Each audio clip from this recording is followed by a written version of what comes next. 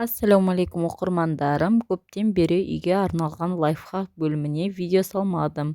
Міне бүгін ас үйде пакет с пакетами бөлімін реттейміз. Пакет салафандарды біртіндеп шетінен бастап, бір-бірден алып, бұрыстарын жазып, қыртыстарын жазып, әдемілеп, ең бірінші екіге, одан кейін ол бөлікті тағы да екіге, жалпы 4 бөлікке бүктейміз.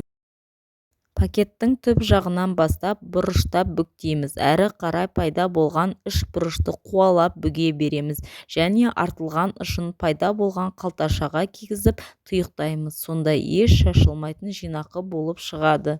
Яғни осы әдіспен барлық салафандарды осылай қыртысын жазып отырып әдемілеп бүктеп шығамыз. Ешқандай қиындығы жоқ.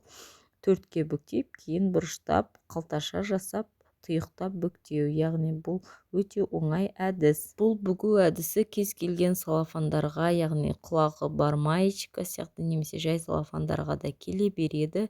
Жай салафандарды да 4-ке бүгіп, кейін бұрыштап, тура дәл маечкаларда бүктегендей бүгеміз. Тек бұл жерде соңғы ұзыншақ тілшегі қысқарақ болып қалуы мүмкін. Сондықтан бір үшбұрышты бүкпей тұрып, оны кері қарай бүктеп, алдыңғы қалташасына салып тұйықтаймыз.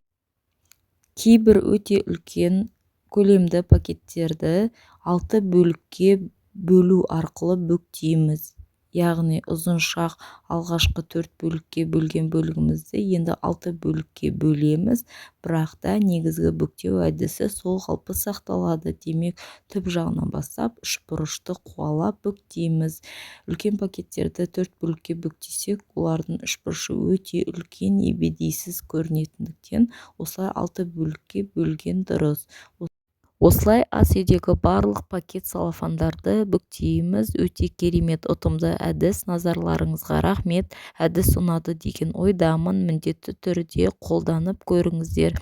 Видеомды бағалап, каналға подписка жасауды ұмытпаңыздар. Рахмет. Келесі кездескенше.